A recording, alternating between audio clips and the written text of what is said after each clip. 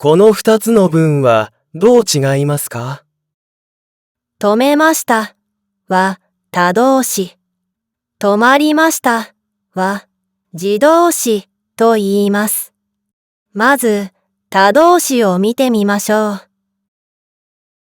私はタクシーを止めました。この文で言いたいことは、私がタクシーに変化を加えたことです。私はタクシーをのように、他動詞はをが必要な動詞です。次は自動詞を見てみましょう。タクシーが止まりました。この文で言いたいことは、タクシーの動きです。ですから、自動詞はをが必要ない動詞です。他動詞は、誰が何をがある動詞です。自動詞には何をはありません。止めます、止まりますは、自動詞と他動詞がペアになっている動詞です。このような動詞は他にもたくさんあります。今から他動詞と自動詞がペアになっている動詞を20個紹介します。ドアを開けました。ドアが開きました。ドアを開けましたは、私、または他の人がドアを開けたという意味になります。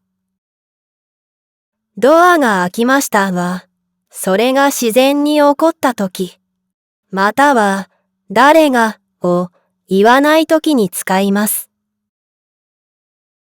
リンゴを落としました。リンゴが落ちました。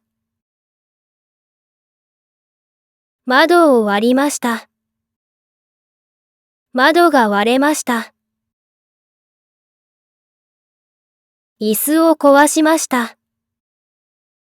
椅子が壊れました。電気をつけました。電気がつきました。電気を消しました。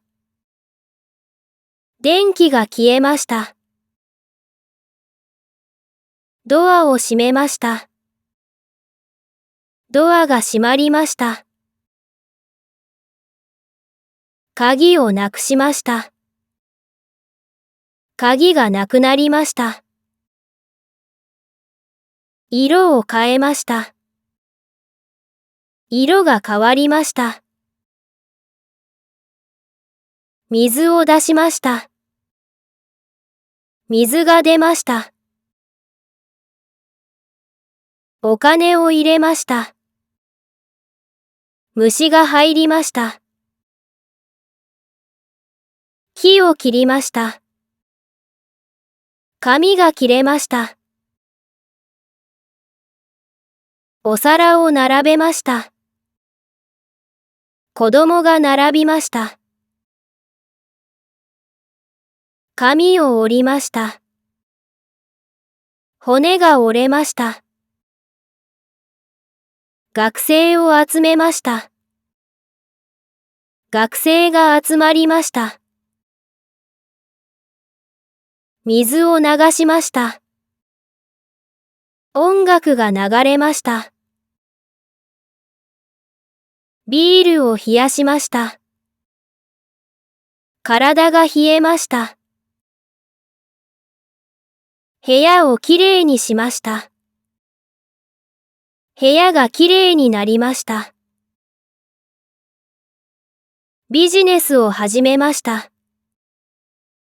コンサートが始まりました。顔を上げました。